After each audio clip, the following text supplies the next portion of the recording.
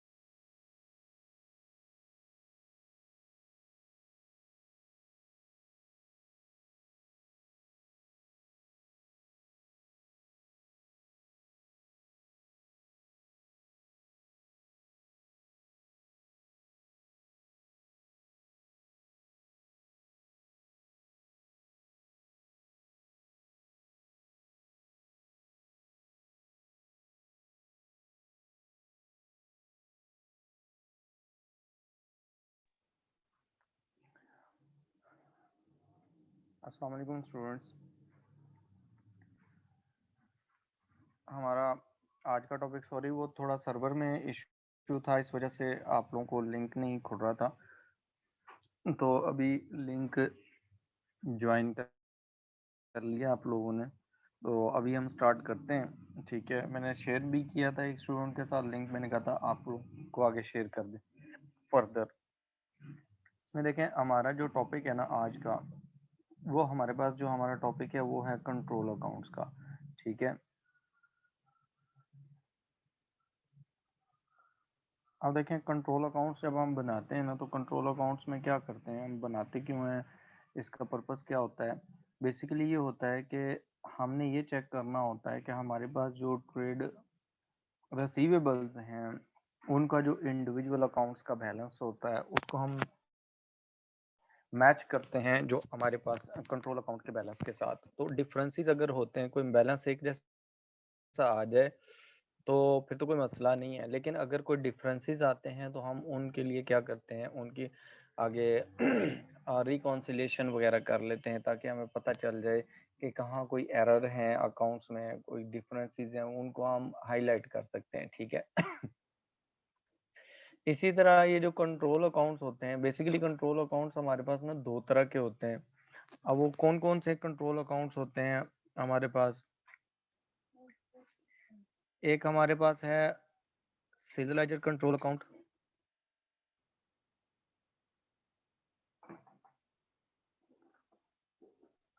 और एक हमारे पास है परचेज लेजर कंट्रोल अकाउंट।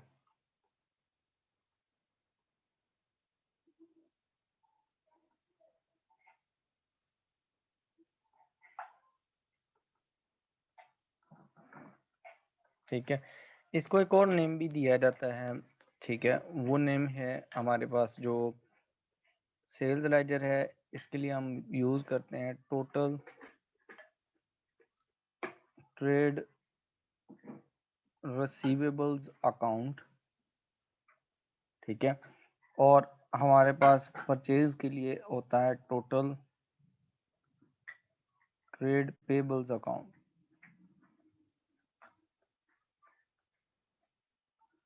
ठीक है, ये हमारे पास दो अकाउंट्स होते हैं। होता है इसमें क्या है, अब ये क्यों प्रिपेयर किए जाते हैं, रीज़न क्या है। देखिए, हमारे पास ना कस्टमर्स होते हैं, कस्टमर्स में कुछ कैश पे का होते हैं और कुछ क्रेडिट पे होते हैं। तो कैश बुक जो होती है हम प्रीपेयर करते हैं। लास्ट टाइम हमने बुक्स ऑफ प्राइम एंट्री पढ़ी थी, तो उसमें हमने पढ़ा था कि जितनी भी कैश की ट्रांजेक्शन्स हैं वो हम कैश बुक में रिकॉर्ड कर रहे होते हैं, और जितनी भी हमारे पास ना क्रेडिट सेल्स होती हैं, क्रेडिट परचेजेस होती हैं, उनको हम डे बुक्स में, दूसरी डे बुक्स में, जो हमारे पास सेल्स होती हैं क्रेडिट सेल्स, उनको सेल्स डे बुक में रिकॉर्ड करते हैं, और जो हमारे पास परचेजेस होती हैं उनको हम परचेज डे बुक में रिकॉर्ड करते हैं। इसी तरह सेल्स रिटर्न्स डे बुक में रिकॉर्ड करते हैं सेल्स रिटर्न्स को, और परचेज रिटर्न्स डे बुक में परचेज रिटर्न्स को हम रिकॉर्ड करते हैं। फिर हम क्या करते हैं, इन्हीं बैलेंसेस को हम ट्रांसफर करते हैं आगे लेजर्स में। ठीक है, इंडिविजुअल लेजर्स हम बनाते हैं। ठीक है, तो उसमें क्या हम कर रहे होते हैं कि हमारे पास जो सेल्स डे बुक होती है, बेसिकली हमारे पास होती है सेल्स डे बुक। ठीक है, sales returns day book,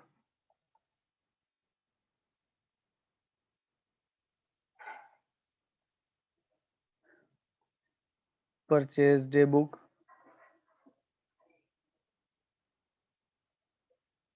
and purchase returns day book.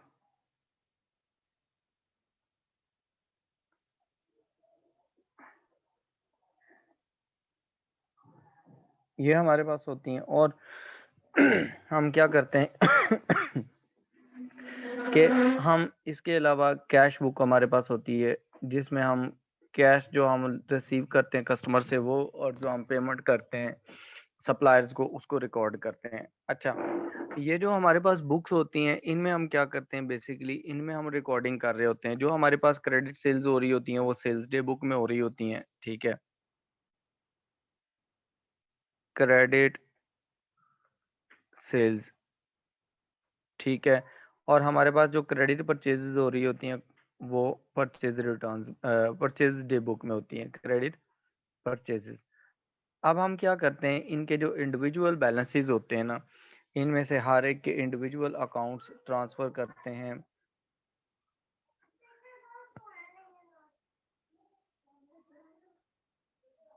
Individual accounts.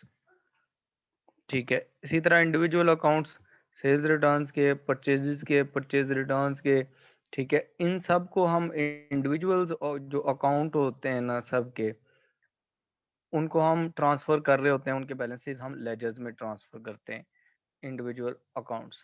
ठीक है, अब ये जो दो होते हैं, इनके जो बैलेंसेस हो रहे होते हैं हम ट्रांसफर करते हैं, इनको ट्रांसफर करते हैं हम सेल्स लेजर में। यानी कि हम इंडिविजुअल अकाउंट्स जो बनाते हैं वो जाके सेल्स लेजर में बनाते हैं। जो ये हमारे पास परचेजेस से रिलेटेड होती हैं, ये हम परचेज लेजर में बनाते हैं। अब ये इंडिविजुअल अकाउंट्स होते हैं। इंडिविजुअल अकाउंट्स बनाने के बाद अब हम क्या करते हैं, जो टोटल बैलेंसेस होते हैं सेल्स डे बुक के, सेल्स रिटर्न्स डे बुक के, परचेज डे बुक के, और ये सारे, ये जो टोटल होते हैं ना, टोटल इन दो के भी और इन दो के भी, इन सब के टोटल जो है, कैश बुक भी इसमें इंक्लूड है। ठीक है, इन सब के टोटल जो है ये हम कंट्रोल अकाउंट्स में ट्रांसफर करते हैं। ठीक है, ये टोटल जो होते हैं ना, ये जाता है हमारे पास यहाँ पर सेल्स लेजर कंट्रोल अकाउंट में। ये चीज़ आपने याद रखनी है क्योंकि आगे यूज़ होगी। और यहाँ पर जो टोटल होते हैं हमारे पास परचेजेस के और परचेज डे बुक के और परचेज रिटर्न्स डे बुक के, ये हमारे पास जाती है परचेज लेजर कंट्रोल अकाउंट। ठीक है, कैश बुक में जो आप कैश रिसीव करेंगे इनसे कस्टमर से, वो भी हम नीचे कंट्रोल अकाउंट्स में आगे ट्रांसफर कर रहे होते हैं। अच्छा, अब ये जो बैलेंसेस होते हैं ना हमारे पास, ये जो इंडिविजुअल अकाउंट्स के, इनके बैलेंसेस यहाँ इसके साथ मैच होने चाहिए। ठीक है, इसी तरह परचेज लेजर के जो टोटल बैलेंसेस होते हैं वो आपस में मैच होने चाहिए। फॉर एग्जांपल आपके पास ये वाला बैलेंस 1 लाख आपका शो हो रहा है कि आपके पास $1 लाख आपने रिसीव करना है, तो आपके पास $1 लाख यहाँ पर कंट्रोल अकाउंट में भी बैलेंस आना चाहिए। ये चेक करने के लिए हम कंट्रोल अकाउंट बनाते हैं। ठीक है, फिर हम आगे एक चैप्टर पढ़ेंगे, इनकम्प्लीट रिकॉर्ड्स। इनकम्प्लीट रिकॉर्ड्स वाला जब चैप्टर पढ़ते हैं तो उसमें भी ये होता है कि उसमें भी हम क्या कर रहे होते हैं, यही चीज देख रहे होते हैं कि हमारे पास ना जो बैलेंसेस जो इनकम्प्लीट रिकॉर्ड्स हैं वो निकालते हैं, तो उसके लिए भी हम कंट्रोल अकाउंट यूज करते हैं। तो एरर फाइंड आउट करने के लिए, कोई फ्रॉड तो नहीं है, कुछ नहीं है, उसकी डिटेक्शन के लिए हम ये यूज करते हैं। अब ये बनेगा कैसे, इसके लिए आपके पास देखें, जो सबसे पहले सेल्स लेजर है, हम ये सीखते हैं कि सेल्स लेजर कंट्रोल अकाउंट कैसे बनता है, या आप इसे कह सकते हैं total trade receivables account, T account ही बनेगा ये। ठीक है, आपने इसको सही तरह समझ लेना है क्योंकि ये जो अकाउंट होगा इसके ऑपोजिट हमारे पास दूसरा परचेज लेजर कंट्रोल अकाउंट बनता है। दोनों ही कंट्रोल अकाउंट आपने बनाना है। अब इसमें देखें, सबसे पहले जो बैलेंस ब्रॉड डाउन होगा वो कहाँ से होगा, ठीक है, डेबिट साइड है और ये क्रेडिट साइड है। ठीक है, सबसे पहले जो बैलेंस ब्रॉड डाउन होता है, जो ट्रेड रिसीवेबल्स होते हैं वो नॉर्मली हमारे पास एसेट्स होते हैं, तो आपके पास ये बैलेंस जो है ये ब्रॉड डाउन डेबिट साइड पे आएगा। ठीक है, कि आपने इनसे पैसे लेने। फिर आपके पास क्वेश्चन में ना कैश सेल्स भी गिवन होंगी, क्रेडिट सेल्स भी गिवन होंगी, तो कैश सेल्स को आप कंसीडर नहीं करेंगे यहाँ पर। ठीक है, हम सेल्स लेजर में कौन से अकाउंट्स ट्रांसफर करते हैं, जो हमारे क्रेडिट कस्टमर्स होते हैं, इसलिए हम कैश वालों को कंसीडर नहीं करते। तो आपकी जो क्रेडिट सेल्स होंगी वो इसमें ऐड हो जाएंगी, उससे आपके रिसीवेबल्स इंक्रीज हो जाते हैं। ठीक है, फॉर एग्जांपल आप देखें आपके पास ना, आपके साल के स्टार्ट में आपके पास थे 10,000 के रिसीवेबल्स थे जो आपने जिनसे पैसे लेने थे। आपने फिर 1 लाख की और सेल कर दी, अब टोटल आपने 110,000 रिसीव करना है, ठीक हो गया। अब जो कस्टमर था उसने क्या कर दिया, उसने कुछ सेल्स रिटर्न्स कर दी, तो सेल्स रिटर्न्स जो होंगी या रिटर्न इनवर्ड्स हैं वो आप क्रेडिट साइड पे लिखेंगे। फॉर एग्जांपल कस्टमर ने आपको 2000 की गुड्स वापस कर दी, वो क्रेडिट साइड पे आएंगे। जिन चीज़ों से आपके पास रिसीवेबल्स इंक्रीज हो जाएंगे उनको आप डेबिट करेंगे यहाँ, और जिन चीज़ों से रिसीवेबल्स डिक्रीज हो जाएंगे उनको आप क्रेडिट कर देंगे। अच्छा, सेल्स रिटर्न्स जब होंगी उसके अलावा आपके पास क्या होगा, सेल्स रिटर्न्स होगी फिर आप डेफिनेटली अमाउंट रिसीव करेंगे, ठीक है। जो आप पेमेंट रिसीव करेंगे वो यहाँ पर क्रेडिट साइड पर लिख देंगे, पेमेंट्स रिसीव्ड फ्रॉम कस्टमर, आपने कस्टमर से जो पेमेंट रिसीव की है। फॉर एग्जांपल कस्टमर्स ने आपको 70,000 की पेमेंट भी सेंड कर दी, आपको उन्होंने पेमेंट कर दी। अच्छा, ये जो पेमेंट आप रिसीव करेंगे ये कैश में भी हो सकती है और चेक के थ्रू भी हो सकती है, दोनों हो सकते हैं, ठीक हो गया। अब क्या हुआ कि आपने जब पेमेंट रिसीव कर ली, आप आपने क्या किया, समटाइम्स आप कस्टमर्स को डिस्काउंट भी देते हैं, तो जो डिस्काउंट अलाउ करते हैं उससे भी आपके रिसीवेबल्स कम हो जाते हैं, तो डिस्काउंट भी क्रेडिट साइड पे आ जाएगा, डिस्काउंट अलाउड, ठीक है। फॉर एग्जांपल आपने 1000 का डिस्काउंट अलाउ किया था कस्टमर को, वो भी आप क्रेडिट साइड पे लिख लेंगे, ठीक है। उसके अलावा आपने देखें 100,000 आपकी ओपनिंग बैलेंस था, 100 सॉरी 10,000 ओपनिंग बैलेंस था, आपने 100,000 की क्रेडिट सेल्स कर दी, 110,000 रिसीव करना है अब आपने, उसमें से आपकी सेल्स रिटर्न्स हो गई 2000 की, तो आपके पास जो बच गया 108,000 रिसीवेबल था, ठीक है। अब 108,000 में से आपने 70,000 फर्दर आपने ले लिया, ये भी रिसीव कर लिया, तो बाकी आपके रिसीवेबल कितने बच गए, 70,000 ये रिसीव कर लिया तो 38,000 के, ठीक है। 38,000 में से आपने डिस्काउंट अलाउ कर दिया 1,000 का, अब रह गए 37,000, ठीक है। फिर क्या हुआ कि कुछ आपके बैड डेट्स आ गए, ठीक है। बैड डेट्स फॉर एग्जांपल आपके 2000 के बैड डेट्स भी आ गए, ये भी आपके निकाल दिए, अब आपके रिसीवेबल्स ना 35,000 के रह गए। अब समटाइम्स ऐसा होता है कि जो कस्टमर होता है जब वो पेमेंट करता है ना, तो अब वो क्रेडिट साइड पे पेमेंट आ रही है, ये मैंने स्टार लगाया, जब आपने रिसीव किया, ठीक है, आपने फॉर एग्जांपल चेक रिसीव किया तो आपकी जर्नल एंट्री जो होती है ना, और बैंक अकाउंट डेबिट होता है और आपका ट्रेड रिसीवेबल्स अकाउंट क्रेडिट हो जाता है। लेकिन एक कस्टमर का चेक जो है वो बाउंस हो गया, कस्टमर डिसऑनर्ड चेक, कस्टमर के डिसऑनर्ड चेक का मतलब ये है कि आपका कस्टमर ने 70,000 के आपको चेक दिया, आपने क्रेडिट साइड पे लिख लिए, उसमें से 1,000 का जो चेक था वो बैंक ने एक डिसऑनर कर दिया, बैंक ने कहा कि ये जो पर्सन है कस्टमर है इसके अकाउंट में पैसे ही नहीं है, तो वो दोबारा आप उसको रिवर्स कर देंगे, डेबिट साइड पे कंट्रोल अकाउंट में लिख देंगे, ठीक है। तो वो आपके रिसीवेबल्स दोबारा इंक्रीज हो जाएंगे। अच्छा, उसके बाद क्या हुआ कि आपके पास ये जो रिसीवेबल्स हैं यहाँ तक ये तो आपने कर लिए, उसके बाद ये हुआ कि आपके पास ना जो आपके कोई ऐसा भी हो सकता है कि जो कस्टमर है वो और डिले कर दे पेमेंट, तो जो उस पे इंटरेस्ट चार्ज होता है ना, interest on late payment, customer ने कहा मैं आपको 20 दिन में पेमेंट कर दूंगा, उसने नहीं की, आप उस पे और इंटरेस्ट चार्ज कर रहे हैं।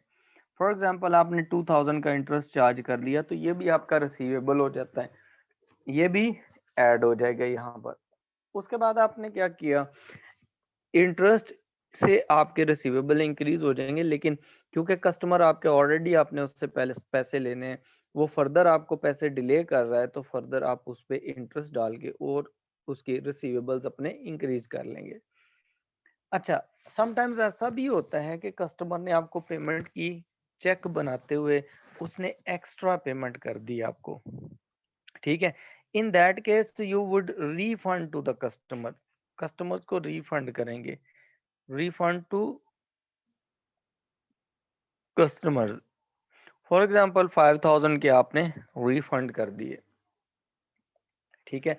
तो रिफंड जब आप करेंगे तो आपके रिसीवेबल्स दोबारा से इंक्रीज हो जाएंगे, क्योंकि जर्नल एंट्री अगर आप देखते हैं तो आपने जब चेक वापस किया, फॉर एग्जांपल आपने अपने दोबारा चेक अपने अकाउंट का इशू कर दिया, जब आपने चेक रिसीव किए थे तो डिपॉजिट करवा दिए बैंक में, अब आप रिफंड कर रहे हैं, चेक वापस दे रहे हैं, तो बैंक बैलेंस आपका रिड्यूस हो जाएगा। बैंक बैलेंस रिड्यूस होएगा तो एसेट एसेट रिड्यूस होता है तो हम क्रेडिट करते हैं, इसका मतलब बैंक अकाउंट आपका क्रेडिट हो जाएगा। और डेबिट में आपने कस्टमर का नेम कर लेना है जिसको आप आप वापस कर रहे हैं, तो ट्रेड रिसीवेबल्स अकाउंट डेबिट हो जाता है, इसलिए ये कंट्रोल अकाउंट में भी डेबिट साइड पे आता है। फिर हमारे पास में एक कॉन्ट्रा एंट्री होती है। कॉन्ट्रा एंट्री का मतलब ये होता है कि आपने रिसीवेबल्स को पेएबल्स के अगेंस्ट एडजस्ट किया, ठीक है, रिसीवेबल्स को पेएबल्स के अगेंस्ट एडजस्ट किया। जैसे ये मैं कॉन्ट्रा एंट्री इधर नीचे ही करने लगा हूँ, कॉन्ट्रा एंट्री। कॉन्ट्रा एंट्री का मतलब होता है एडजस्टमेंट ऑफ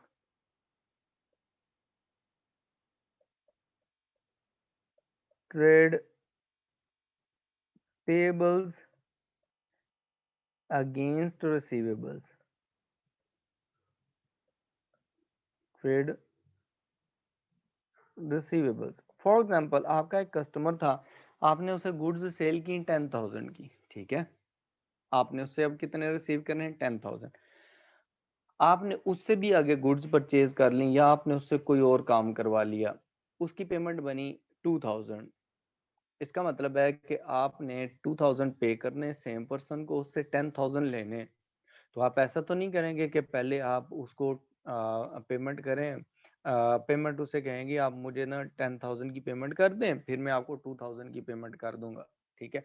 वो क्या करेगा, एडजस्टमेंट होगी, उसके लिए क्या होगी, एडजस्टमेंट होगी, 2,000 की एडजस्टमेंट कर लेगा। जो आपका कस्टमर है वो कहेगा कि मैंने आपको 10,000 देने थे और आपसे 2,000 आपसे रिसीव करने थे, तो ऐसा कर लें, नेट कर लें, मैं आपको 8,000 पेमेंट कर देता हूँ, ठीक है।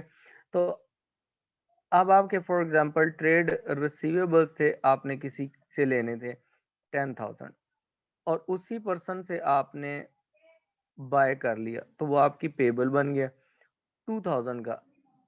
नेट जो आपके रिसीवेबल्स बनते हैं ना वो 8,000 के हो जाएंगे, नेट रिसीवेबल्स वो आपके बन जाते हैं 8,000 के। तो 2,000 किधर गया, इस 2,000 की आप करेंगे एडजस्टमेंट, इसकी क्या करेंगे, एडजस्टमेंट। आप रिसीवेबल्स को भी कम कर लेंगे, तो रिसीवेबल्स कम होते हैं तो ट्रेड रिसीवेबल्स क्रेडिट हो जाएंगे आपके। हाँ जी उजाला, क्या क्वेश्चन है, ट्रेड रिसीवेबल टाइप करें क्वेश्चन इधर ना, रेज हैंड पे आपको खाली मेरी आवाज आएगी, आपकी आवाज नहीं मुझे आती। डेबिट ट्रेड रिसीवेबल्स और सॉरी क्रेडिट ट्रेड रिसीवेबल्स, आपके एसेट कम हो जाएंगे 2,000 से। इसी तरह आपके ट्रेड पेबल्स जो हैं ये आपके पास डेबिट हो जाएंगे 2,000 से, लाइबिलिटी भी कम हो गई आपकी और आपके पास एक तरफ एसेट भी कम हो गया। अब ये जो 2,000 है इसकी एडजस्टमेंट फॉर एग्जांपल हम यहाँ पर करते हैं कि हमारे पास ना आपने एडजस्टमेंट की है अगेंस्ट पेबल्स, ठीक है, आपने एडजस्टमेंट किसके अगेंस्ट की है, अगेंस्ट पेबल्स।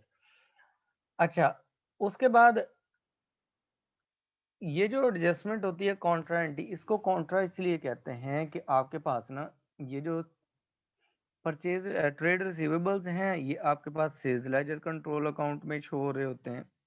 तो sales ledger control account in other words आप क्या कर देंगे, क्रेडिट कर देंगे, और purchase ledger control account debit कर देंगे। अभी हम परचेज लेजर कंट्रोल अकाउंट भी पढ़ते हैं, ठीक हो गया। अच्छा, यहाँ तक हमारे पास ये आ जाता है ट्रेड रिसीवेबल्स और ट्रेड रिसीवेबल्स का अकाउंट आ गया, उसको हमने काउंटर एंट्री कर ली उसकी, ठीक हो गया।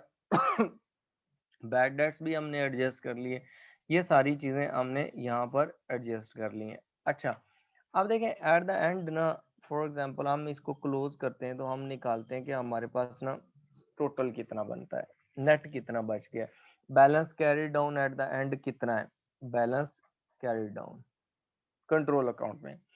अब आप देखें, आप अगर डेबिट साइड देखें तो debit side is greater than credit side. Debit side में आप देखेंगे 10,000 आपकी पहली वैल्यू है, उसमें आपने 100,000 की आपने फिर सेल की, क्रेडिट टोटल 110,000 हो गया, plus 1,000 plus 2,000 and plus 5,000, 118,000 total बनता है। तो 118,000 आप डेबिट साइड पे लिख लेंगे, उसमें से क्रेडिट साइड की बाकी वैल्यूज निकाल देंगे। उसमें क्या क्या है हमारे पास, सेल्स रिटर्न्स हैं आपकी 2,000 की, ठीक है, और उसके बाद 70,000 की कैश रिसीव कर लिए, 72,000 हो गया, और प्लस 1,000 का डिस्काउंट हो गया 73, और 73 के बाद 2,000 और ऐड कर लें तो वो दोनों बैड डेट्स के और कॉन्ट्रा एंट्री के, तो टोटल हमारे पास जो क्रेडिट साइड है वो 77,000 की होती है। 118,000 में से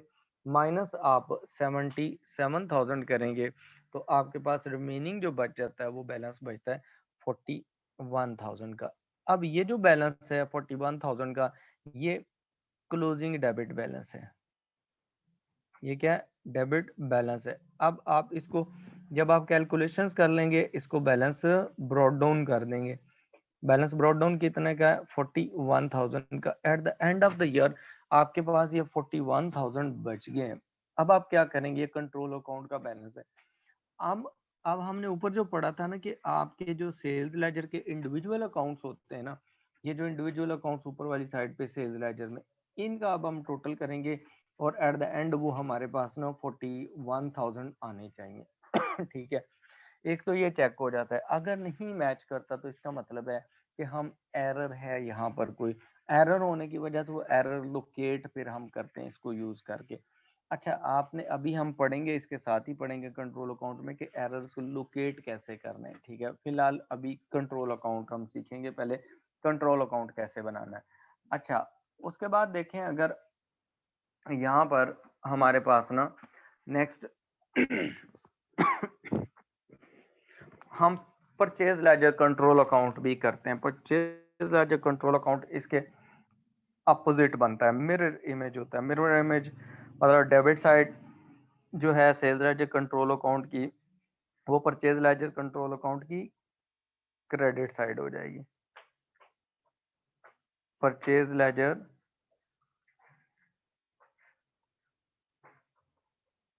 कंट्रोल अकाउंट, इसे हम टोटल ट्रेड पेबल्स अकाउंट भी कहते हैं, ठीक है। अब यहाँ देखें, टोटल ट्रेड पेबल्स का अकाउंट जब हम बनाते हैं तो फिर हम क्या करेंगे, इसको ही हम रिवर्स करते हैं।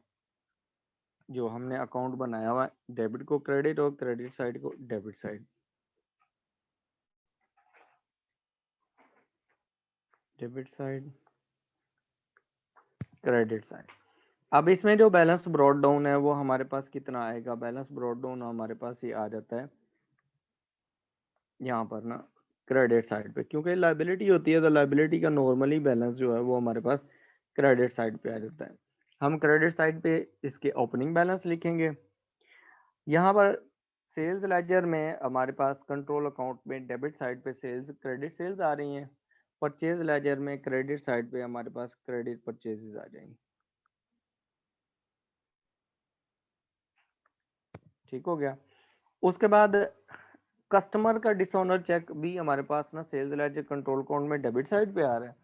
तो आप अगर चेक देते हैं तो समटाइम्स आपका भी तो डिसऑनर हो सकता है चेक, तो वो भी क्रेडिट साइड पे आएगा, डिसऑनर चेक जो आपने इशू किया है,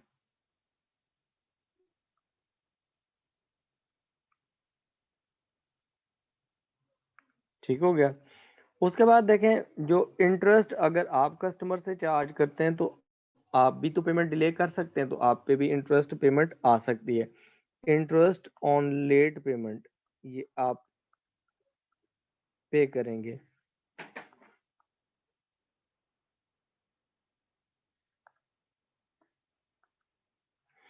उसके बाद रिफंड आप कस्टमर को देते हैं, तो कस्टमर आप भी तो ले सकते हैं किसी से, आप पेमेंट करें, एक्स्ट्रा पेमेंट कर दें और रिफंड आ सकता है। एक तो ये चीज़ है कि आपको रिफंड ये आया है कि आपने एक्स्ट्रा जो है ना पेमेंट कर दी है, या दूसरा ये हो सकता है कि आपने क्रेडिट पे चीज़ें परचेज की, बाद में आपने पेमेंट कर दी, पेमेंट करने के बाद आपको पता चला कि गुड्स कुछ ठीक नहीं है, फॉल्टी है, तो वो आप रिटर्न कर दें तो उसका भी रिफंड आ सकता है। ठीक है, रिफंड फ्रॉम सप्लायर,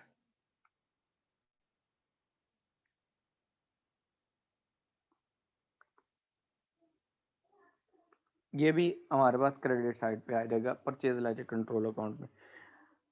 जो यहाँ पर सेल्स लेजर कंट्रोल अकाउंट की क्रेडिट साइड है, वो सारी फिगर्स हमारे पास ना परचेज लेजर कंट्रोल अकाउंट में डेबिट साइड पे आ जाएंगे, लेकिन एक चीज नहीं आएगी, बैड डेट्स।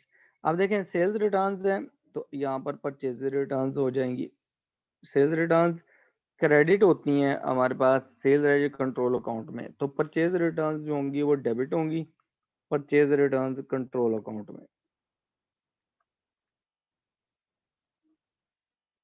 ठीक है, उसके बाद जो पेमेंट है आपने रिसीव की है, तो आपने सेल्स लेजर कंट्रोल अकाउंट में उनको क्रेडिट किया है, लेकिन जो परचेज लेजर कंट्रोल अकाउंट है उसमें आप क्या करेंगे, पेमेंट्स मेड जो भी आप पेमेंट करेंगे वो आप उसको डेबिट कर देंगे। ठीक है, ये पेमेंट आप कैश में भी कर सकते हैं और चेक के थ्रू भी कर सकते हैं। ठीक है, आपकी ये पेमेंट किसी तरीके से भी हो सकती है। उसके बाद आप देखें, जो आपके पास ना यहाँ पर डिस्काउंट अलाउड है, तो आप जब पेमेंट करेंगे तो आप डिस्काउंट रिसीव करेंगे, वो अपोजिट साइड पे आ जाएगा, डेबिट साइड पे आएगा कंट्रोल अकाउंट में, परचेज लेजर कंट्रोल अकाउंट में। बैड डेट्स, आपके सप्लायर आपको बैड डेट कर सकता है अगर आप पेमेंट नहीं कर रहे, लेकिन आप अपने आप को खुद बैड डेट्स डिक्लेयर नहीं कर सकते, इसलिए बैड डेट्स नहीं आएंगे। और फिर कॉन्ट्रा एंट्री भी आ जाएगी यहाँ पर डेबिट साइड पे। ठीक हो गया, अब आप क्या करेंगे, इसको अकाउंट को क्लोज कर देंगे। ठीक है, जब आपने क्लोज करना है, आपके पास नॉर्मली जो बैलेंस आएगा वो यहाँ पर इस साइड पे आएगा, बैलेंस कैरी डाउन। अब ये कौन सा है, ये क्रेडिट बैलेंस है। जो बैलेंस कैरी डाउन करेंगे उसको आप बैलेंस ब्रॉट डाउन भी कर देंगे। ठीक हो गया, अब ये कंट्रोल अकाउंट्स हैं, ये दो कंट्रोल अकाउंट्स हैं जो आपने प्रिपेयर करने हैं। ठीक है, क्लियर है यहाँ तक? यहाँ तक कोई क्वेश्चन पूछने वाला हो तो पूछ लें।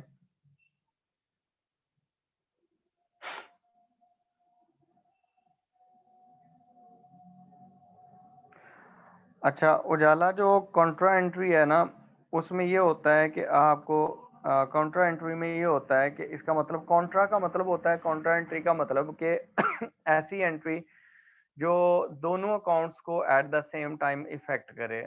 जैसे आप देखें कि आप बैंक में, हम जब कैश बुक बनाते हैं, ठीक है, तो हम कोई अमाउंट बैंक में डिपॉजिट करवाते हैं या बैंक से विड्रॉ करवाते हैं।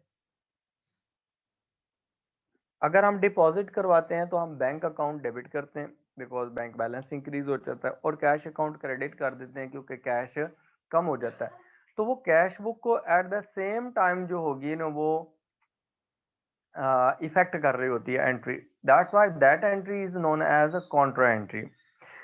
सिमिलरली यहाँ पर भी ऐसे ही होता है कि एक ऐसी एंट्री एडजस्टमेंट की एंट्री होती है कि आपने किसी को से पैसे रिसीव करने थे और उसे कुछ पैसे देने भी थे, तो आप उसे पहले रिसीवेबल बुक करें, फिर आप उसे पेबल बुक करें, तो बाद में आप उसको एडजस्ट तो करेंगे, बजाय इसके कि आप पहले पेमेंट करें फिर बाद में पेमेंट रिसीव करें, तो आप उसको एडजस्ट कर लेते हैं। जैसे यहाँ देखें, मैंने ये नीचे बताया था कि हमारे पास क्या होता है, जैसे ये एंट्री की थी कि आपने किसी पर्सन को ना वो 10,000 की गुड्स सेल करनी, और उससे आपने 2,000 का कोई एसी रिपेयर करवा लिया, कुछ करवा लिया फॉर एग्जांपल। अब ऐसा तो नहीं होगा कि आप पहले उसे 2000 पे कर दें और उससे बाद में कहेंगे यार अब तुम हमारे 10,000 पे कर दो। ये प्रोसीजर तो नहीं होता। जब आप पेमेंट करेंगे तो आप ये कहेंगे कि मैंने आपके, क्योंकि आपसे लेने थे 10,000 और 2000 मैंने आपको देने, तो नेट ये हुआ कि अब दो 2000 की एडजस्टमेंट हो गई है। ठीक है, एडजस्टमेंट कितने की होगी? 2000 की होगी। रिमेनिंग 8000 जो है वो पे करूंगा। ठीक है, ये रिमेनिंग पेमेंट हो जाएगी, रिमेनिंग आर पेड। तो ये जो एडजस्टमेंट होती है इसको आपने कैसे रिकॉर्ड करना है, ये वाली अमाउंट। ठीक है, इसके लिए एक एंट्री होती है, क्योंकि आपके रिसीवेबल्स भी कम हो रहे होते हैं और ट्रेड पेबल्स भी कम हो रहे होते हैं। रिसीवेबल एसेट्स हैं, कम हो जाएंगे तो हमारे पास क्रेडिट हो जाएंगे, जैसे कि हमने यहाँ पर किया 2000 से। इसी तरह जो हमारे जो पेबल्स हैं, लाइबिलिटी है, लाइबिलिटी हमारे पास है 2000 की, तो लाइबिलिटी जब कम होती है उसको हम डेबिट कर देते हैं, वो डेबिट हो जाएगी 2000 से। ठीक है, ये जर्नल एंट्री है। और सेल्स ट्रेड रिसीवेबल्स को हम कंट्रोल अकाउंट में जाके उनको डील करते हैं, क्रेडिट करते हैं। तो इसलिए हमारे पास जो ट्रेड रिसीवेबल्स है उसमें तो हमने क्रेडिट कर दिया, लेकिन जो ट्रेड पेबल्स है उसमें हम उसे क्या करेंगे, ये जो परचेज लेजर कंट्रोल अकाउंट है उसको ट्रेड पेबल के हिसाब से हम एडजस्ट करेंगे जो हमारे पास परचेज है। अब ये जो कॉन्ट्रा एंट्री है, यहाँ पर आप ये भी लिख सकते हैं, यहाँ पर एडजस्टमेंट में। ठीक है, वो ये भी कॉन्ट्रा, आप इसको trade adjustment against trade payables ये भी लिख सकते हैं। और यहाँ पर आप लिख सकते हैं adjustment against trade receivable, adjustment against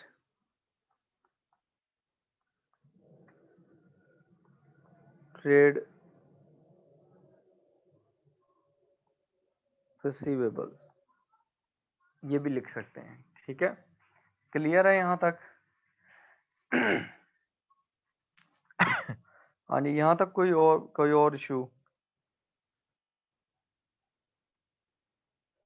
उजाला क्लियर है ये?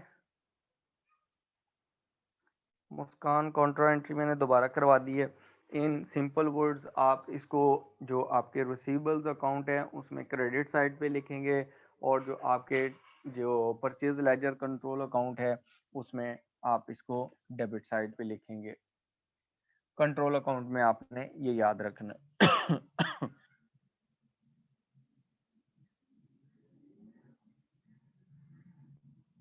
कॉन्ट्रा एंट्री का दूसरा नाम एडजस्टमेंट ही होता है, जो मैंने लिखा हुआ एडजस्टमेंट के नाम से बताता है कि some value has been adjusted against the trade payable. अभी हम क्वेश्चंस करते हैं, वहां पर आपका क्लियर हो जाएगा। ठीक है, अब देखें, ये तो हमारे पास हो गया कंट्रोल अकाउंट का ना, जो बेसिक मैंने आपको चीज़ें रिवाइज करवाई हैं, लेक्चर आप कह लें। तो अभी हम इसके ना क्वेश्चंस करते हैं, जो ये आपको मैंने दिए हुए क्वेश्चंस ना।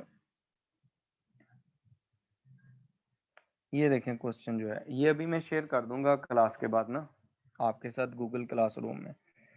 क्वेश्चन नंबर 14.1 देखें, क्वेश्चन नंबर 14.1, उसमें उसने कहा है कि look at the requirement first, you are required to prepare the sales ledger control account and means plus purchase ledger control account for the month ended 31st March 31st May 2005। ठीक है, आपने control account बनाने हैं, sales ledger control account और purchase ledger control account. ठीक है, पहले तो आप रफ फॉर्मेट इसका बनाएंगे जब आपने क्वेश्चन करना है। ठीक है, number 1 is 14.1 sales ledger control account.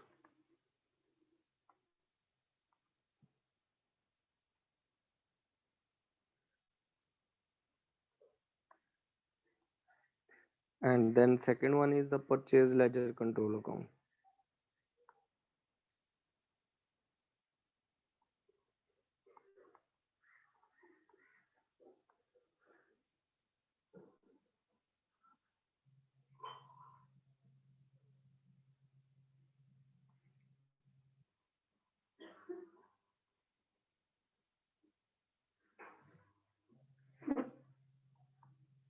ठीक है, debit side, credit side, debit side and credit side. ठीक है,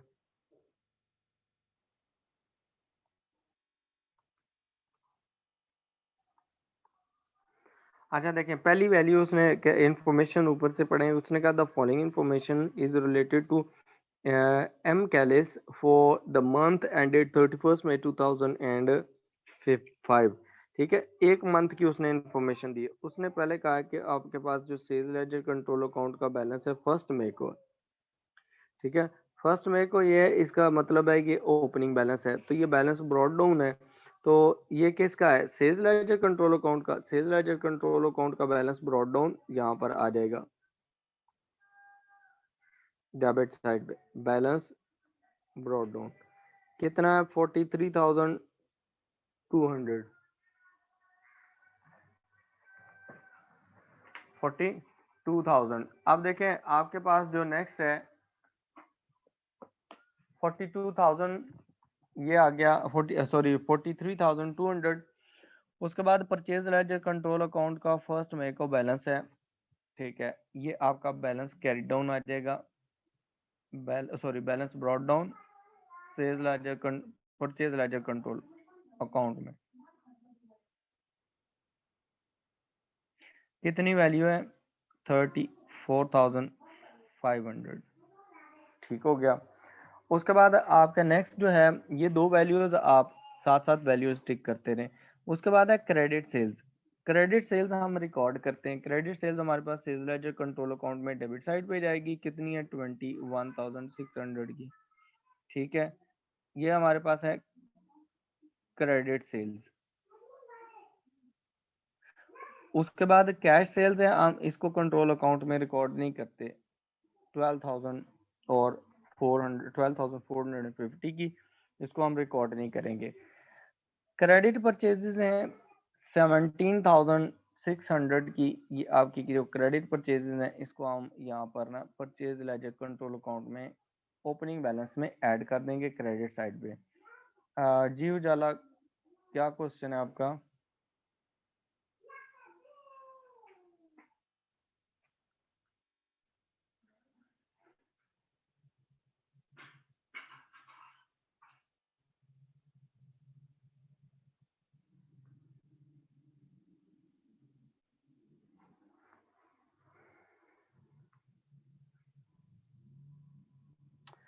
हाँ, कैश सेल्स क्यों नहीं रिकॉर्ड करते? उसकी वजह ये होती है कि हमारे पास हम जो कंट्रोल अकाउंट्स बना रहे होते हैं ना, ठीक है, ये सिर्फ हमारे पास ना जो ट्रेड रिसीवेबल्स होते हैं और ट्रेड पेबल्स होते हैं उनसे रिलेटेड होता है।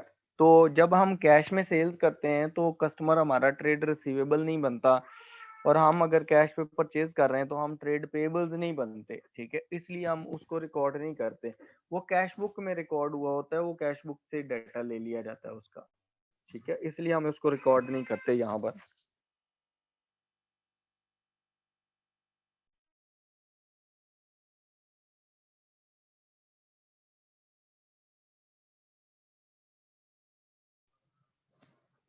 उसके बाद देखें हमारे पास ना कैश परचेजेस हैं, इसी तरह कैश परचेजेस को भी हम कैश सेल्स की तरह इसको रिकॉर्ड नहीं करेंगे। ठीक है, जो हमारे पास 5,240 की है, ठीक है, इसको भी रिकॉर्ड नहीं करेंगे, इसको भी आपने क्रॉस कर देना है यहाँ पर। उसके बाद हमारे पास है पेमेंट टू ट्रेड पेबल्स। आपने ट्रेड पेबल्स को पेमेंट की है, ठीक है, ट्रेड पेबल्स को जब आप पेमेंट करते हैं तो नॉर्मली जो एंट्री करते हैं वो ट्रेड पेबल्स अकाउंट डेबिट हो जाता है, और आपके पास क्रेडिट में बैंक अकाउंट आ जाता है। तो ट्रेड पेबल्स को जो भी पेमेंट करते हैं, परचेजेस हम क्रेडिट साइड पे लिखी हैं, जो पेमेंट हम उनको करेंगे हम उनको डेबिट साइड पे लिखेंगे। आपने कितनी पेमेंट की है ट्रेड पेबल्स को? 15,900 की पेमेंट हो गई है। आप वो डेबिट साइड पे यहाँ पर लिख लेंगे परचेज लेजर कंट्रोल अकाउंट में। ठीक है, परचेज लेजर कंट्रोल अकाउंट में इसको डेबिट इसलिए करते हैं कि हमारे पास ना जो ट्रेड पेबल्स अकाउंट है वो हमारे पास डेबिट हो जाता है जब पेमेंट करते हैं, और बैंक अकाउंट क्रेडिट हो जाता है। इसी तरह हमारे पास है नेक्स्ट है, उसने कहा receive from the credit trade receivables, या क्रेडिट कस्टमर भी हो सकता है। वो है आपके पास 35,100 की। ठीक है, तो जो आप रिसीव करते हैं इनसे वो आप क्रेडिट साइड पे लिख लेते हैं ट्रेड रिसीवेबल्स के अकाउंट में। एंट्री क्या होती है? बैंक अकाउंट डेबिट जब आप चेक रिसीव करेंगे फॉर एग्जांपल, ठीक है, आप पेमेंट चेक से रिसीव करें, बैंक अकाउंट डेबिट, और क्रेडिट में आपके आ जाएगा ट्रेड रिसीवेबल्स अकाउंट। तो ट्रेड रिसीवेबल्स का अकाउंट जो है वो क्रेडिट हो रहा है कितने से? ये हमारे पास है 35,100। ठीक हो गया। उसके बाद आप देखें कि हमारे पास ना पेमेंट आ गई, उसके बाद रिसीट्स आ गई, उसके बाद bad debts, return of bad debts जो होते हैं ये ट्रेड रिसीवेबल्स के ही होते हैं। तो ट्रेड रिसीवेबल्स के अकाउंट में ये क्रेडिट साइड पे आ जाएंगे बैड डेट्स, इनको आपने क्रेडिट साइड पे रिकॉर्ड कर लेना। कितनी अमाउंट के बैड डेट्स हैं आपके? ये हैं बैड डेट्स हैं 600 के, ये यहाँ पर आ जाएंगे। उसके बाद डिस्काउंट अलाउ किया जाता है कस्टमर्स को, ठीक है। तो डिस्काउंट अलाउड भी जो आपके पास सेल्स लेजर कंट्रोल अकाउंट है उसमें क्रेडिट साइड पे आ जाएगा डिस्काउंट अलाउड। कितनी अमाउंट से या आ रहा है? 400 से, आप इधर लिख लेंगे। उसके बाद आ रहा है रिटर्न इनवर्ड्स। रिटर्न इनवर्ड्स का मतलब है ये आपकी सेल्स रिटर्न्स हैं। तो सेल्स रिटर्न्स जो है वो सेल्स लेजर कंट्रोल अकाउंट में आती हैं। तो सेल्स रिटर्न्स जो है उसको हम क्रेडिट साइड पे लिखेंगे, ठीक है। कितने के ये सेल्स रिटर्न्स हैं? वो 500 की हैं, ठीक है। तो सेल्स लेजर कंट्रोल अकाउंट में ये क्रेडिट साइड पे आ जाएंगे। उसके बाद हमारे पास रिटर्न आउटवर्ड्स आ रहे हैं। रिटर्न आउटवर्ड्स जो हैं ये शो करते हैं आपने परचेजेस की हैं और वापस कर दी हैं। जब आप परचेजेस क्रेडिट पे करते हैं तो ट्रेड पेएबल्स क्या हो जाती हैं? वो आपके क्रेडिट हो रही हो, सॉरी, जब आप परचेज करते हैं तो उस टाइम एंट्री आप क्या करते हैं? परचेजेस अकाउंट डेबिट कर देते हैं, और आपके पास जो ट्रेड पेबल्स अकाउंट होता है उस क्रेडिट कर देते हैं। लेकिन जब आप रिटर्न करते हैं परचेजेस रिटर्न तो उसके रिवर्स एंट्री कर देते हैं। रिवर्स में मतलब परचेजेस रिटर्न अकाउंट जो है वो क्रेडिट हो जाता है, और आपके पास ट्रेड पेबल्स अकाउंट डेबिट हो जाता है, क्योंकि लायबिलिटी आपकी कम हो जाती है। तो आपके पास ये जो रिटर्न आउटवर्ड्स हैं ये डेबिट साइड पे आ जाएंगी, ठीक है। जो परचेज लेजर कंट्रोल अकाउंट है वो कितना है आपके पास? 400 की अमाउंट गिवन है, उससे आप कर देंगे। डिस्काउंट रिसीव्ड आपकी इनकम है, तो लेकिन ये इनकम है कैश डिस्काउंट है, जो आप तब रिसीव करेंगे जब आपने पेमेंट करनी है, अर्ली पेमेंट करनी है। तो अब ये जो डिस्काउंट रिसीव्ड होता है इससे भी आपकी लायबिलिटी कम हो जाती है। तो परचेज लेजर कंट्रोल अकाउंट का जो ये डेबिट साइड पे आ जाएगा, ये क्या आपके डिस्काउंट रिसीव्ड, ठीक है। कितने से? 300 से। अब आपने क्या करना है? इस अकाउंट को क्लोज कर देना है। अच्छा, जब आप क्लोज करते हैं तो आप देखें कि आपके पास जो डेबिट साइड है कंट्रोल इसकी सेल्स लेजर कंट्रोल अकाउंट की वो कितनी है? डेबिट साइड वो आपके पास 43,200 प्लस 21,600, तो ये दोनों हो गए आपके पास 64,800 ये टोटल में आ जाएगा 64,800। उसमें से आपने क्रेडिट साइड पे जो अमाउंट्स हैं वो आप माइनस कर लें, 35,100 माइनस 600 और माइनस आपके पास आ रहे हैं 400 एंड देन माइनस 500, ठीक है। तो आपके पास ये आ गया 28,200। ये आपके पास आ गया बैलेंस कैरी डाउन, और बैलेंस कैरी डाउन को आप बैलेंस ब्रॉट डाउन भी कर लेंगे 28,200, ठीक हो गया। इसी तरह आपने परचेज लेजर कंट्रोल अकाउंट को भी बैलेंस कर लेना। परचेज लेजर कंट्रोल अकाउंट में क्रेडिट साइड है 34,500 प्लस 17,600, ठीक है। तो टोटल ये बनता है 17,000,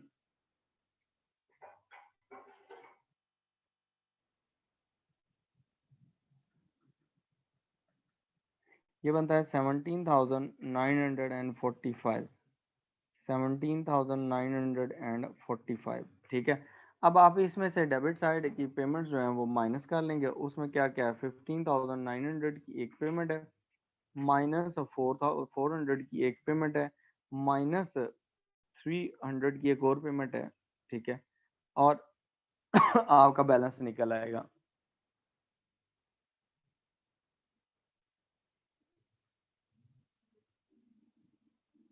सॉरी, ये बैलेंस मैंने ना दूसरी साइड पे लिख दिया, 28,200 यहाँ लिखना था, 28,200 ये आपका बैलेंस कैरिड ऑन है सेल्स लेजर कंट्रोल अकाउंट में, और परचेज लेजर कंट्रोल अकाउंट में जो बैलेंस कैरिड ऑन है वो बनता है 1345, ठीक है।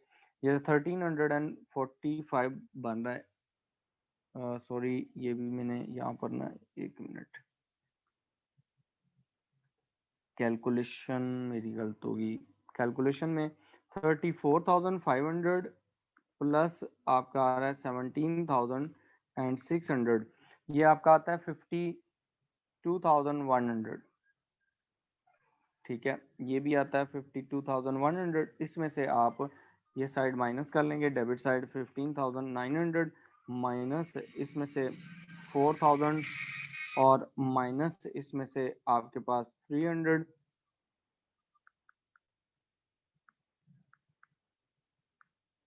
ठीक है। तो आपके पास जो बैलेंस बच जाता है वो 35,500 का, 35,500, ठीक हो गया। अब ये आपके पास बैलेंस आ गया। अब इस बैलेंस को आप बैलेंस ब्रॉड डाउन कर लें दूसरी साइड पे, बैलेंस ब्रॉड डाउन कितना है, 35,500, ठीक है। ये आपके पास बैलेंस ब्रॉड डाउन आ गया। यहाँ तक कोई क्वेश्चन हो वो पूछ लें।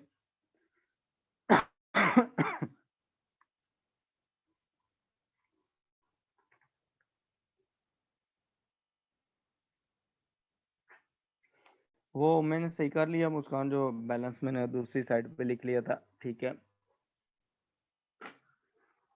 वो मैं कैलकुलेशन कर रहा था, वो कैलकुलेशन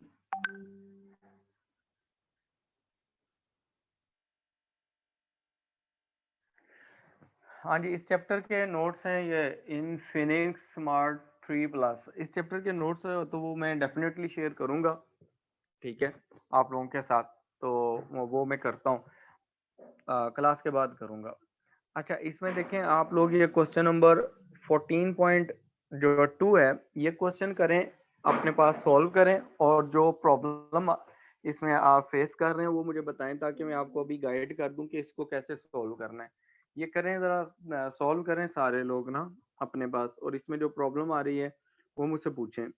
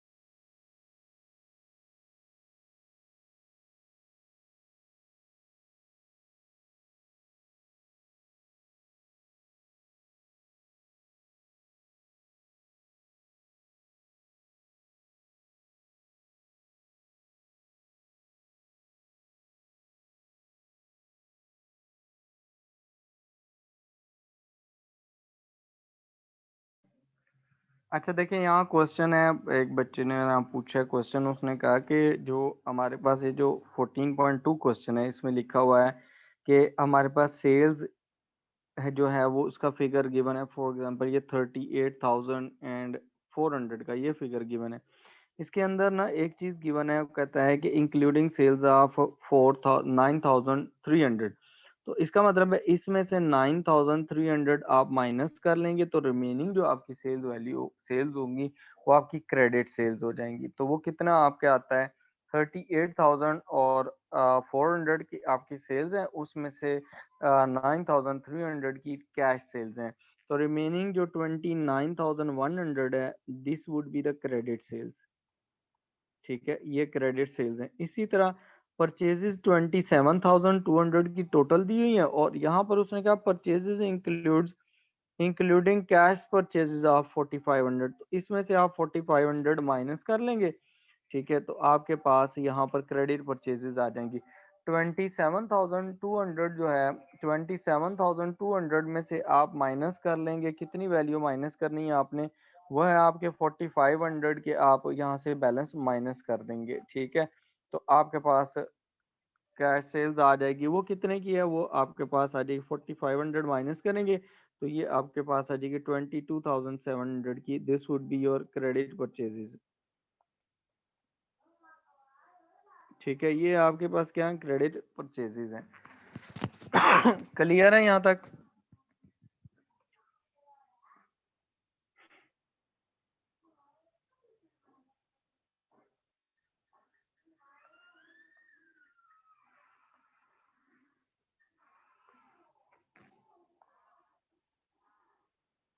हाँ जी, और कोई क्वेश्चन यहाँ पर?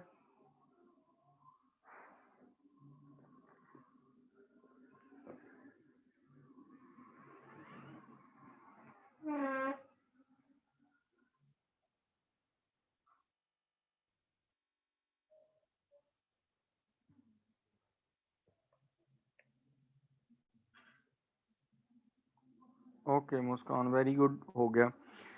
इसमें बस ये एक पॉइंट था कि अगर आपको उसने टोटल परचेजेस और टोटल सेल्स दी हुई और साथ में कह दिया हो कि इसमें इतनी कैश है, तो वो आपने माइनस कर लेनी है, आपने सिर्फ क्रेडिट सेल्स और क्रेडिट परचेजेस कंसीडर करनी है। ठीक है, ये एक डिफरेंट पॉइंट था इसमें। और उसके बाद आपके पास जो क्वेश्चन है ना, क्वेश्चन नंबर 14.3।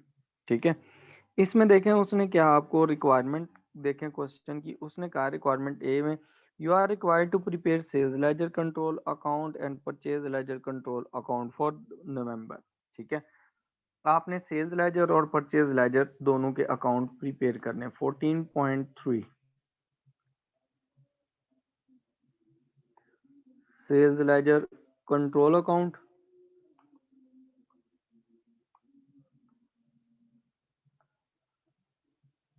ठीक है, और दूसरे नंबर पर परचेज लेजर कंट्रोल अकाउंट।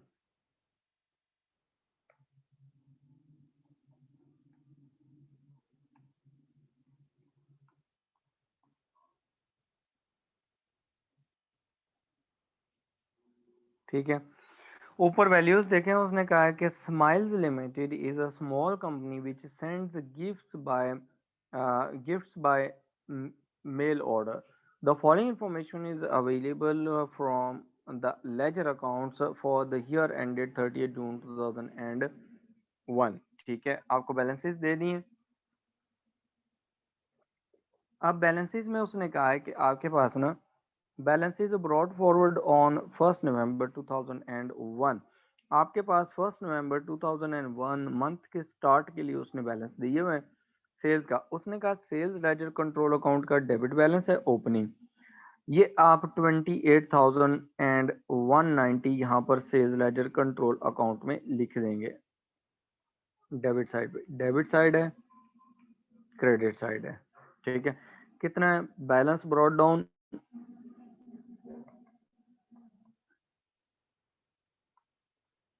28,190।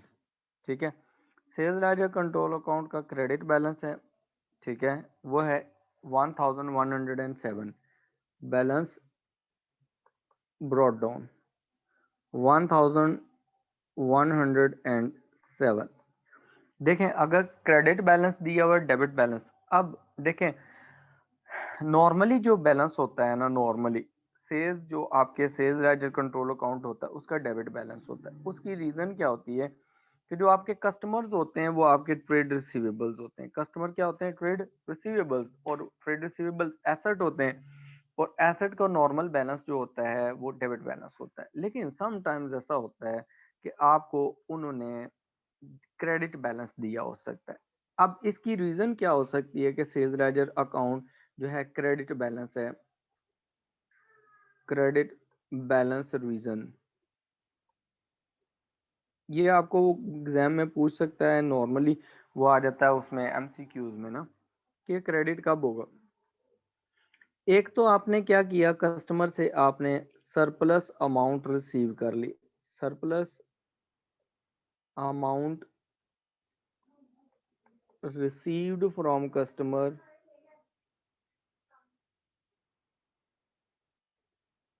आपने कस्टमर से सरप्लस अमाउंट रिसीव कर ली, अभी तक आपने वापस नहीं की।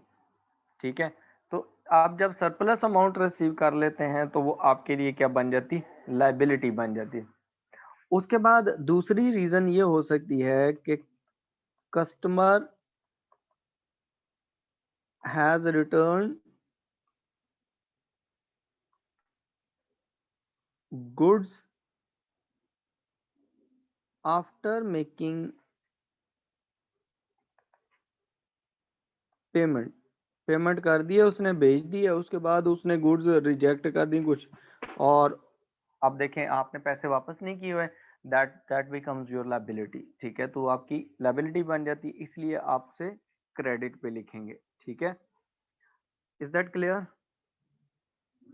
अच्छा, उसके बाद देखें रीजन हो गई क्रेडिट क्यों हो सकता है। इसी तरह आपके पास ना जो sales ledger control account, purchase ledger control account का उसने क्रेडिट बैलेंस दिया, नॉर्मली क्रेडिट होता है। ठीक है, क्रेडिट साइड पे आ जाएगी हमारे पास वैल्यू बैलेंस ब्रॉट डाउन 1 मई को 19,146, बट उसमें उन्होंने कहा डेबिट बैलेंस भी दिया हुआ है। डेबिट बैलेंस कितने का है? वो डेबिट साइड पे आ जाएगा बैलेंस ब्रॉट डाउन 1040। अब इसकी रीजन क्या हो सकती है? जो हमने ऊपर लिखी है उसके ऑपोजिट, नॉर्मली ट्रेड पेएबल्स जो होते हैं वो आपकी लायबिलिटीज हैं, और लायबिलिटीज आप क्रेडिट में लिखते हैं, नॉर्मली तो ये होता है। लेकिन वो डेबिट कब हो जाते हैं इनका अकाउंट? तो डेबिट तब होगा, एक तो आपने पहली नंबर पर आपने सरप्लस पेमेंट कर दिया, अभी तक आपको उसका रिफंड नहीं मिला, ठीक हो गया। फिर वो आपका एसेट बन गया कि आपने पैसे लेने हैं, जिनको पैसे दे दिए ट्रेड पेबल से। ठीक है, इसी तरह एक रीजन ये भी हो सकती है कि आपने पेमेंट पहले गुड्स क्रेडिट पे परचेज की, फिर आपने पेमेंट कर दी। जब पेमेंट कर दी, पेमेंट करने के बाद आपको आपने ना गुड्स भी रिटर्न कर दी, 40 गुड्स निकली, तो अभी तक आपने पैसे वापस नहीं लिए, आपके सप्लायर ने पैसे वापस नहीं दिए, तो फिर इन that case that becomes your asset. तो एसेट का ओपनिंग बैलेंस क्या होता है? डेबिट बैलेंस होता है। ठीक है, रीजन यही है जो ऊपर वाली लिखी है, उसको आप रिवर्स याद रख लीजिएगा। ठीक हो गया, इज दैट क्लियर?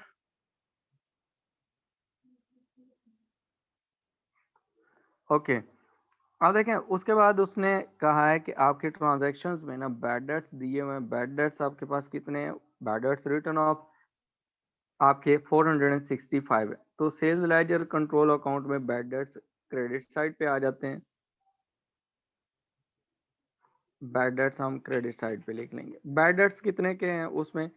465 के। उसके बाद आपको कैश सेल्स दी हुई हैं, तो कैश सेल तो हम रिकॉर्ड ही नहीं करते, दोनों क्रॉस कर दें।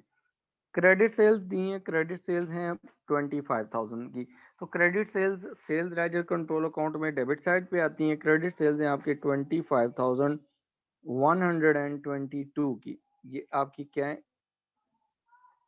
Credit sales.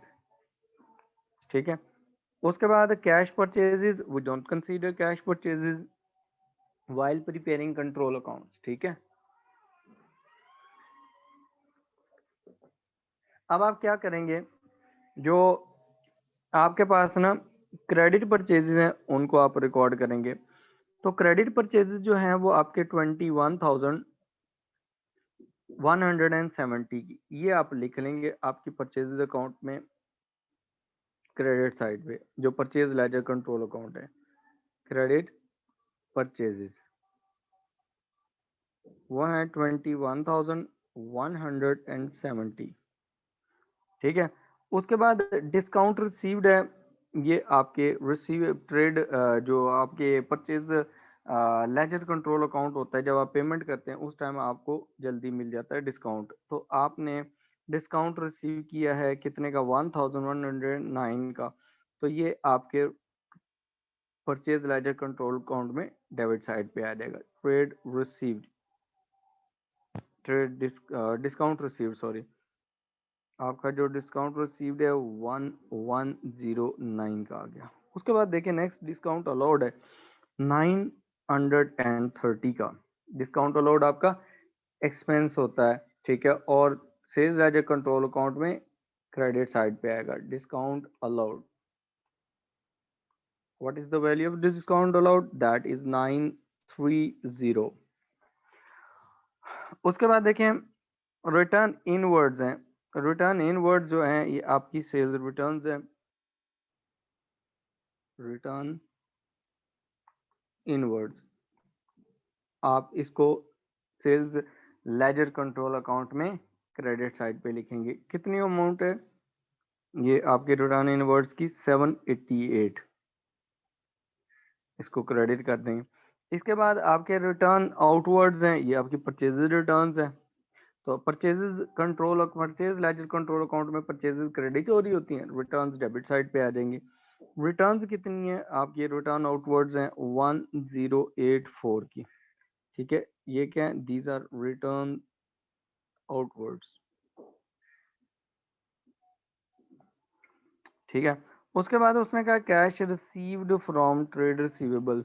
तो जब आप ट्रेड रिसीवेबल से कैश रिसीव करते हैं तो आप क्रेडिट साइड पे लिखते हैं कंट्रोल अकाउंट से, कंट्रोल अकाउंट में कैश रिसीव्ड। कितनी कैश रिसीव की है, 24,505 की, 24,505 की, ठीक है। उसके बाद आप देखें कि आपके पास नेक्स्ट जो आ रही है वो आपके पास वैल्यू आ रही है कैश सेल्स की, और sorry cash payment to the trade payables. कितनी पेमेंट की है आपने, 16,000 की। तो आपने जब पेमेंट की है तो आप यहाँ पर डेबिट साइड पे परचेज कंट्रोल अकाउंट में डेबिट साइड पे लिखेंगे कैश पेड। कितनी कैश पे की है आपने, 16,826, 16,826, ठीक हो गया। उसके बाद नेक्स्ट देखें, उसने कहा है कि आपके पास ना जो eight balances eight 30th November 2001, उसने कहा परचेज लेजर कंट्रोल अकाउंट का डेबिट बैलेंस गिवन है। इसका मतलब है debit side is greater than credit side, ठीक है। तो आपके पास जो बैलेंस उसने दे दिया वो इस साइड वाला दिया है, balance carry down. Balance carry down कितना है, उसने दिया 912, ठीक हो गया। उसके बाद क्रेडिट बैलेंस दिया हुआ है आपको सेल्स लेजर कंट्रोल अकाउंट का। अब दोनों ही अपोजिट चल रहे हैं। Debit balance purchase ledger control account का मतलब है आपने पेमेंट जो कर दी है वो एक्स्ट्रा पेमेंट कर दी है, ठीक है, और अभी तक ना आपको पैसे वापस नहीं मिले, एडजस्टमेंट अभी नहीं हुई, ठीक है। फिर दूसरे नंबर पर ये भी हो सकता है कि आपने क्या कर दिया, परचेज कर ली क्रेडिट पे, बाद में आपने कैश पेमेंट कर दी, पे कैश पेमेंट करने के बाद आपको अभी तक उसका रिफंड नहीं आया या उसकी सब्स्टिट्यूट गुड्स नहीं आई, तो वो आपका एसेट होता है। उसके बाद उसने purchase sales ledger control account का भी क्रेडिट बैलेंस दिया हुआ है। इसका मतलब है जो आपका बैलेंस कैरी डाउन निकलेगा ना वो यहाँ पर निकलेगा। बैलेंस कैरी डाउन इसका डेबिट साइड पे आएगा। कितना बैलेंस कैरी डाउन उसने दे दिया, 843। इसका मतलब है ये अभी तक आपने इतनी पेमेंट जो है वो लोगों को करनी है, कस्टमर्स को करनी है, या तो उनसे आपने एक्स्ट्रा पैसे ले लिए, रिफंड नहीं किए, या उन्होंने गुड्स रिटर्न कर दी आफ्टर मेकिंग द पेमेंट, तो अभी तक आपने उनको गुड्स वापस ट्रांसफर नहीं की, या आपने उनको पेमेंट रिफंड नहीं की। अच्छा, उसके बाद उसने कहा है कि अब आपने क्या करना है नेक्स्ट। उसने कहा the provision for doubtful debt is was 750 at 1 December 2000। ठीक है, एक चीज याद रखनी है कि प्रोविजन भी रिकॉर्ड नहीं होती इसमें आपके कंट्रोल अकाउंट्स में। Provision for doubtful debts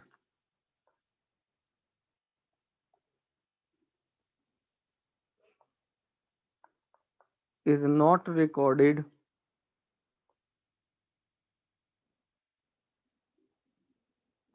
in control accounts। ठीक हो गया। हाँ जी, इनफिनिक्स स्मार्ट जो है, क्या क्वेश्चन है?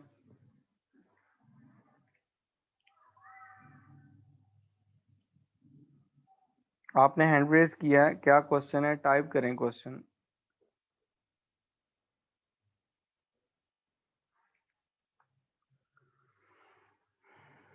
अब यहाँ देखें, जितने में आप क्वेश्चन टाइप करते हैं आगे पढ़ते हैं। कहता है this is to be adjusted to the equal of 3% of the debt balance of the sales ledger control account at 30th November 2001 to the nearest dollars. ठीक है, ये प्रोविजन के बारे में है, इसका कंट्रोल अकाउंट में आपने नहीं रिकॉर्ड करना कहीं पर भी। उसके बाद नेक्स्ट है, उसने कहा है कि J Bones who is both a customer and the supplier. ठीक है, कस्टमर भी है जे बॉन्स और सप्लायर भी है।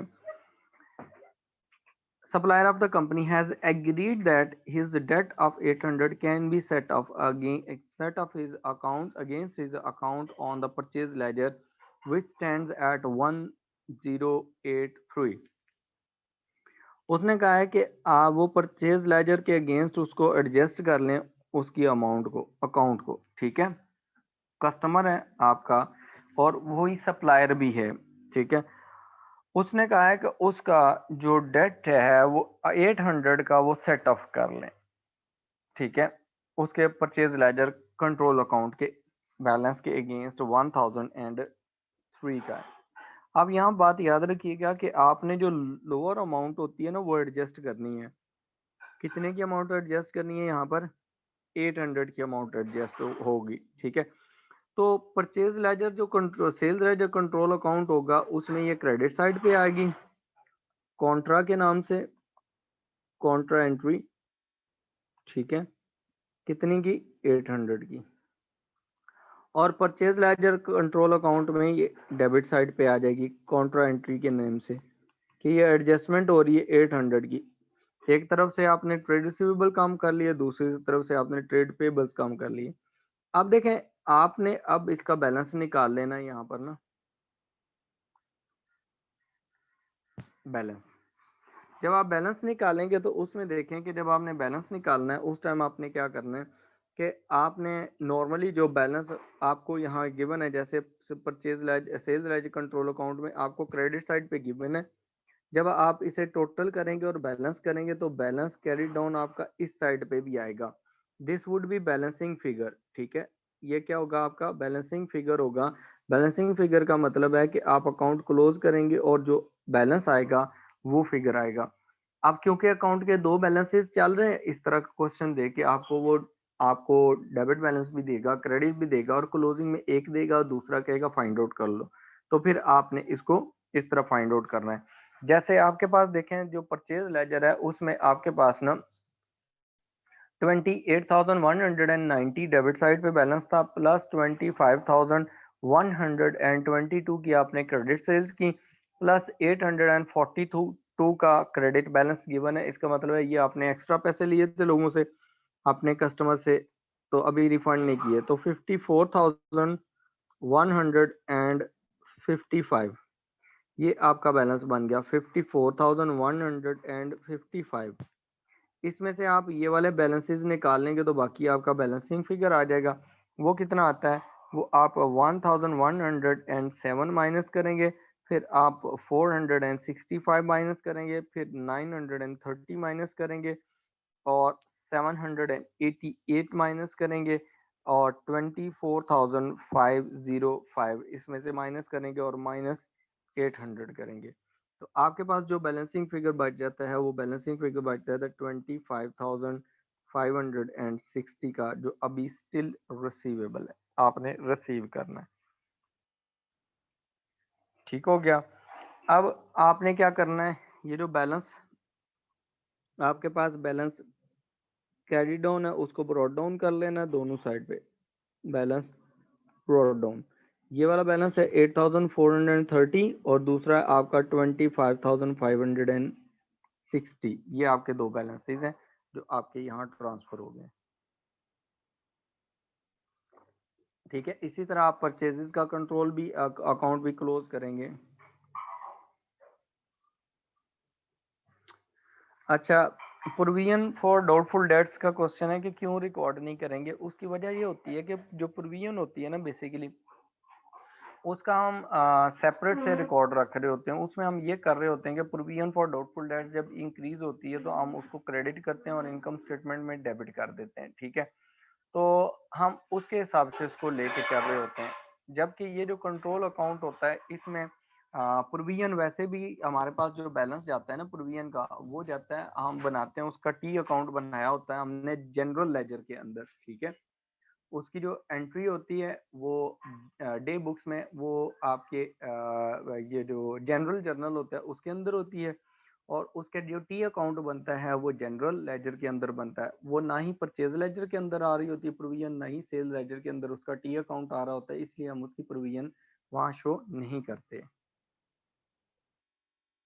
क्लियर है?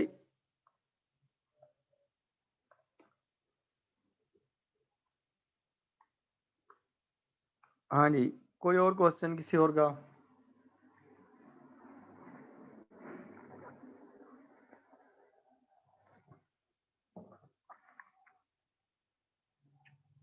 अच्छा, ये जो क्वेश्चन है ना, इसके बाद जो नीचे क्वेश्चन है इसको जरा आप एक दफा देख लें।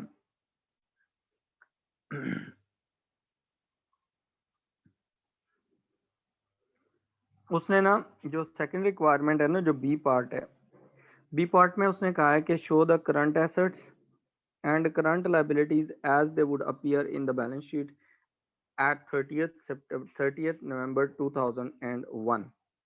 ठीक है, आपके जो करंट एसेट्स हैं वो कितने होने हैं? ठीक है, और आपकी जो करंट लायबिलिटीज हैं वो कैसे शो हो रही होनी है, उसके लिए आपने एक्सट्रैक्ट्स बताने हैं। देखें, जो आपके पास ना करंट एसेट्स में आपके ट्रेड रिसीवेबल्स आ जाते हैं, और जो करंट लायबिलिटीज हैं उनमें आपके ट्रेड पेबल्स आ जाते हैं।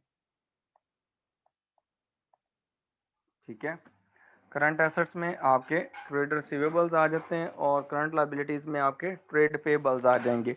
और जो आपके जो ट्रेड रिसीवेबल्स हैं इसमें से आपने जो न्यू प्रोविजन होगी फॉर डाउटफुल डेट्स वो आपने माइनस कर लेनी है।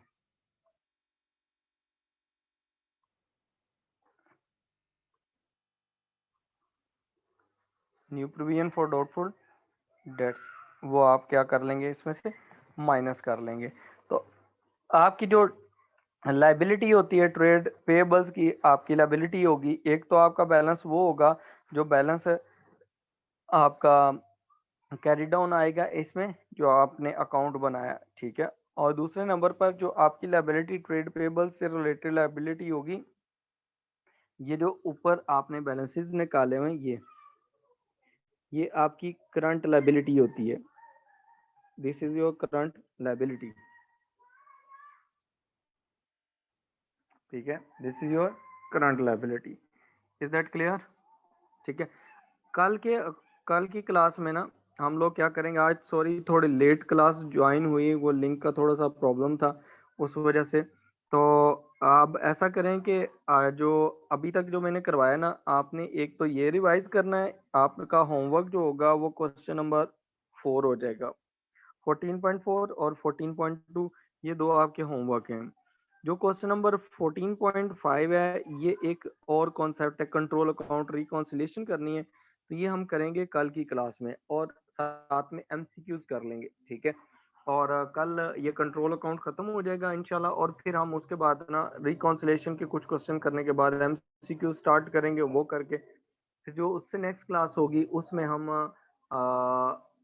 क्या कर लें, एक नया टॉपिक कर लेंगे, ठीक है, ताकि हमारे टॉपिक्स सम अप हो जाएं।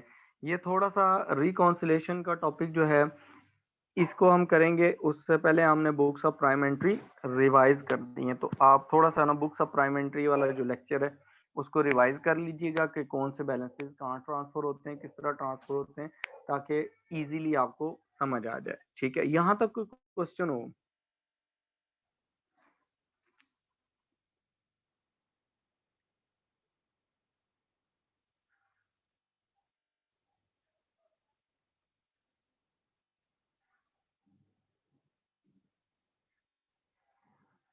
चलें ठीक है, यहाँ तक आपको कोई मेरे ख्याल में कोई इशू नहीं है, तो आप इसको रिवाइज कर लीजिएगा, इंशाल्लाह हम कल करते हैं इसको दोबारा आगे फर्दर।